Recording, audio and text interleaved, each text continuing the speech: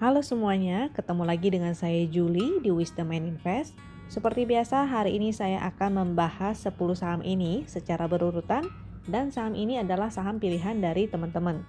Jadi bukan merupakan stock pick ataupun ajakan untuk membeli. Tujuan dari analisa ini adalah agar kita bisa sama-sama belajar. Kalau dirasa ada yang kurang cocok dengan analisa ini, it's okay, silakan dianalisa ulang kembali. Kalau suka dengan video ini dan dirasa bermanfaat, silahkan ya klik tombol share dan bagikan ke temannya agar bisa ikutan belajar juga. Dan join Telegram Wisdom and Invest untuk request saham-saham lainnya. Chart yang saya gunakan ini adalah chart dari Wisdom and Invest. Jadi udah ada trading sistemnya, ada sinyal buy dan sell-nya berupa segitiga hijau dan merah.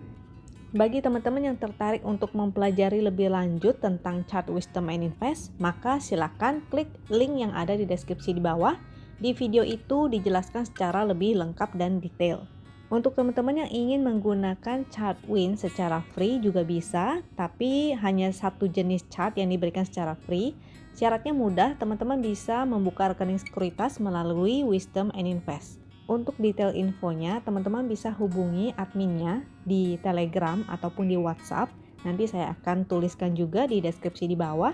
Jadi bukan lewat YouTube ini ya. Untuk PMJS ini kita cek dulu total transaksinya yaitu 2,29 miliar, jadi nggak begitu liquid. Dan termasuk saham second liner juga high risk. Untuk teman-teman yang belum terbiasa trading atau mungkin baru belajar trading, saya tidak menyarankan untuk trading di saham ini karena dia belum liquid ya. Minimal yang disarankan adalah total transaksinya 4-5 miliar. Jadi teman-teman bisa lihat sendiri dari chartnya. Ini dia sideways cukup lama, tidak ada momentumnya, chartnya kurang bagus. Tiba-tiba dia dalam 3 candle ini baru mulai menunjukkan adanya volume. Dari chart win, sinyal entry-nya itu memang sudah muncul sebetulnya di sini. Dia segitiga hijau, pixelnya juga hijau dan ada momentumnya. Itu adalah sinyal valid untuk buy, tapi karena dia transaksinya masih kurang liquid maka tidak disarankan. Teman-teman bisa menunggu sampai lebih liquid. Untuk segitiga hijau yang ada di sini, jadi walaupun dia ada segitiga hijau, tapi karena dia tidak ada momentumnya itu jadi kurang oke. Maka untuk sinyal yang valid buy itu disarankan adalah ketika dia muncul segitiga hijau, pixelnya hijau dan ada momentumnya. Untuk PSDE, ini sinyal buy-nya sebetulnya dari kemarin, ini sinyal entry-nya. Tapi belum begitu valid ya, karena pixelnya hanya hijau satu, momentumnya juga mengecil, sifatnya buy-nya itu adalah spekulatif buy. Dan teman-teman bisa lihat dari trennya untuk BSDE ini adalah dia masih sideways. Jadi untuk sideways, sinyal segitiga hijau dan merahnya itu sebetulnya kita bisa abaikan. Kita gunakan strateginya adalah buy on support dan sell on strength. Ini strategi untuk sideways. Saat opening hari ini dia sempat breakout, tapi akhirnya closingnya dia menutup kembali di bawah, artinya itu false break ya. Ada potensi dia masih bergerak sideways dengan area seperti ini. Ini saya zoom dulu. Ini sahamnya BSDE. Supportnya kita bisa gunakan support yang ada di sini, di area sini. Itu kurang lebih di area 1210 dan resistnya yang di sini 1340. Jadi potensinya dia masih bergerak sideways dengan area range-nya di sana. Jadi untuk teman-teman yang tertarik dengan BSDE mungkin bisa spekulatif buy di area supportnya karena dia bergerak sideways. Lalu nanti sell on strength di area resistnya. Untuk JPFA ini belum ada sinyal entry-nya. Dia sudah exit sejak di sini. Di segitiga merah, di sini adalah exit. Sinyal buy-nya segitiga hijau. Pixelnya juga hijau dan ada momentumnya. Di sini adalah sinyal entry-nya. Jadi ini exit dalam kondisi profit ya. Buy-nya di sini, lalu exit-nya di sebelah sini. Kondisi sekarang ini masih kurang oke, pixelnya dua-duanya merah, artinya kurang oke. Momentumnya memang sudah mulai berubah menjadi merah tua, artinya ada potensi reversal. Jika dia semakin mengecil, apalagi dia mulai berubah menjadi biru benu seperti ini, itu semakin oke.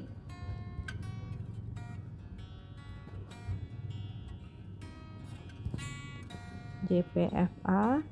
Supportnya ada di sini 1410.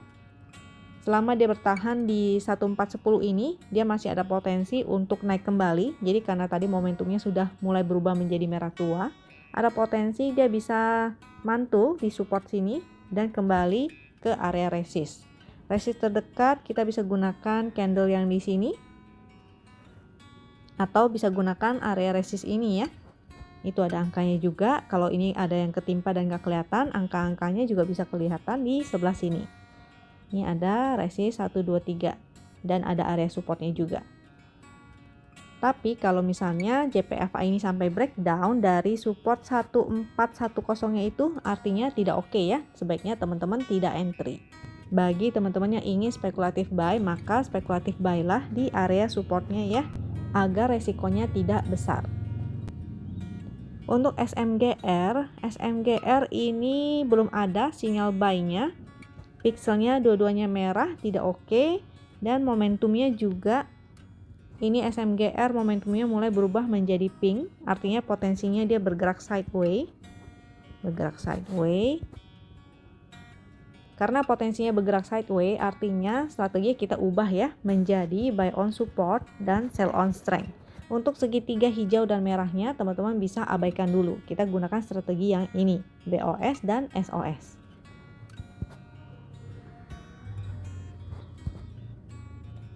Support SMGR kita bisa gunakan support yang di sini 11550.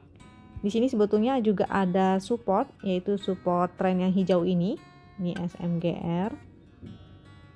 Selama dia bertahan di atas garis ini, maka masih ada potensi dia bisa naik.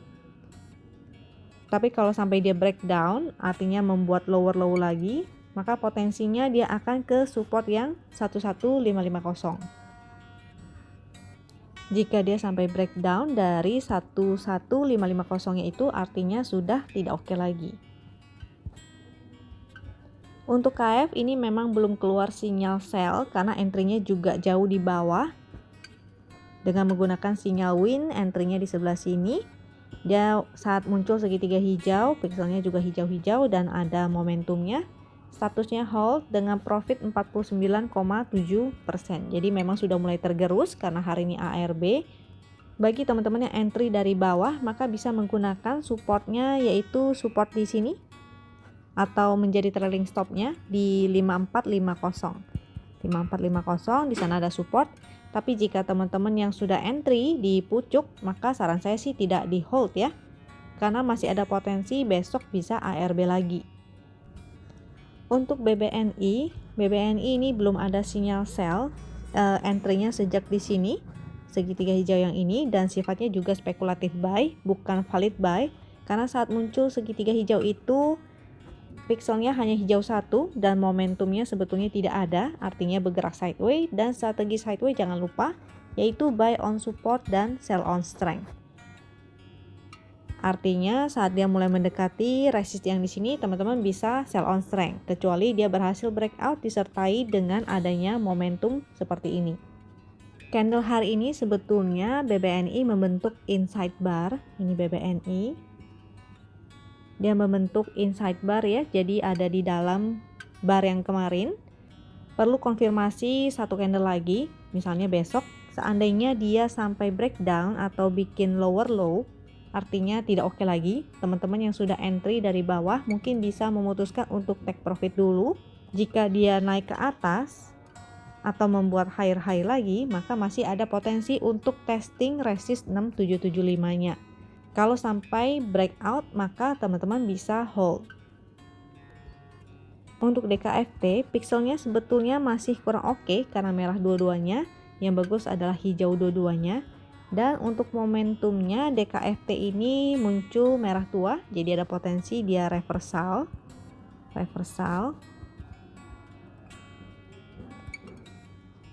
Potensinya dia bergerak sideways dengan areanya seperti ini, di area sini sampai sini.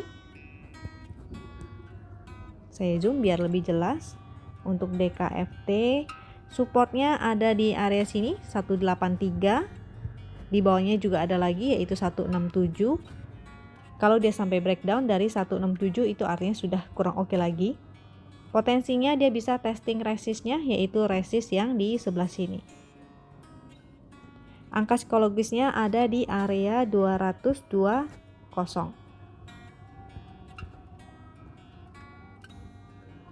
Untuk ITIK ini kurang liquid. Ini kita bisa cek transaksinya hanya 1,99 miliar.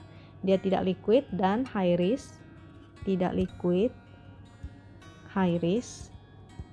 Jadi untuk teman-teman yang baru belajar trading, sangat tidak sarankan untuk membeli saham ini. Carilah saham-saham yang liquid.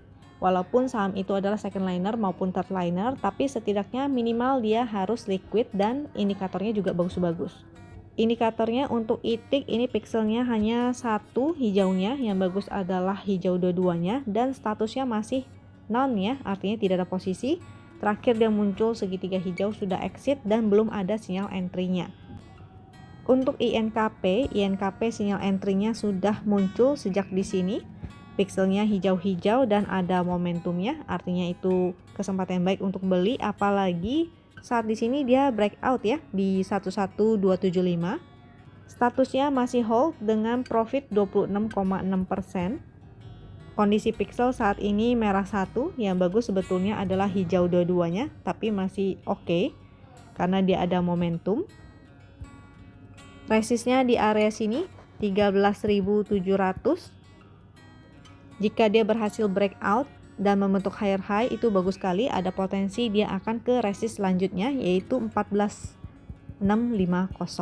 Tapi jika dia tidak berhasil dan malah kejedot, ada potensi dia akan turun ke bawah dan testing lagi resistnya. Bagi teman-teman yang ketinggalan dan ingin entry, bisa spekulatif buy di area support, bisa menggunakan area garis win.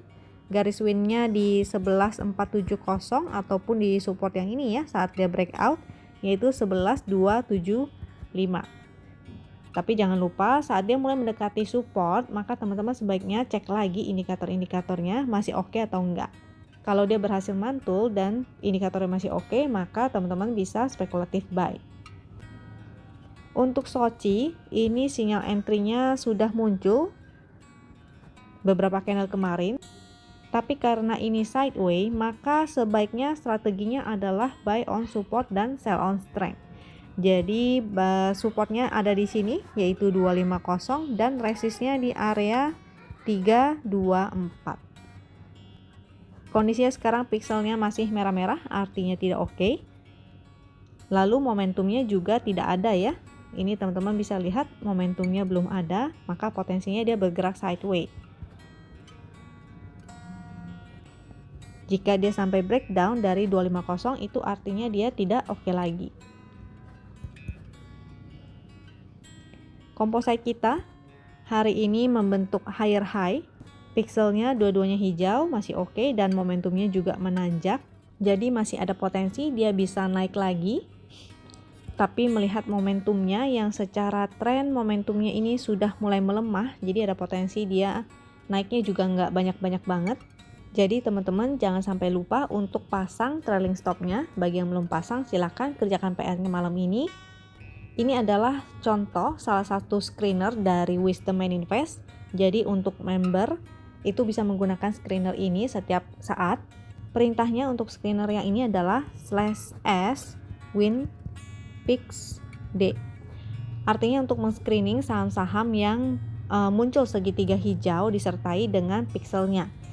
Tapi teman-teman harus ingat bahwa screener ini sifatnya adalah screening mentah. Jadi teman-teman harus cek kembali masing-masing chartnya, harus dihitung risk rewardnya, dan harus dicek apakah memang chartnya menarik. Misalnya segitiga hijau ada momentumnya dan pixelnya memang hijau dua-duanya. Jadi ada yang muncul segitiga hijau tapi ternyata saham itu sedang sideways, maka segitiga hijaunya teman-teman bisa abaikan dan gunakan strateginya yang tadi saya katakan, yaitu buy on support dan sell on strength. Angka yang ada di sini ini bukanlah angka untuk buy, dia lambang C itu artinya current price atau harga terakhir ya, harga saat itu. Jadi bukanlah angka untuk beli. Yang berstatus hold ini artinya masih di hold, belum muncul sinyal selnya. Untuk lambang P1 dan P2, jadi P1 dan P2 itu artinya pikselnya hanya hijau satu, antara hijau di atas atau hijau di bawah. Kalau yang P3 ini artinya pikselnya hijau dua-duanya. Nah, sebaiknya teman-teman mencari yang pikselnya P3 atau hijau dua-duanya. Untuk saham-saham yang sedang suspend, jadi seperti Fire ini kita bisa abaikan aja ya, karena dia screeningnya itu berdasarkan kondisi status terakhir, data terakhir.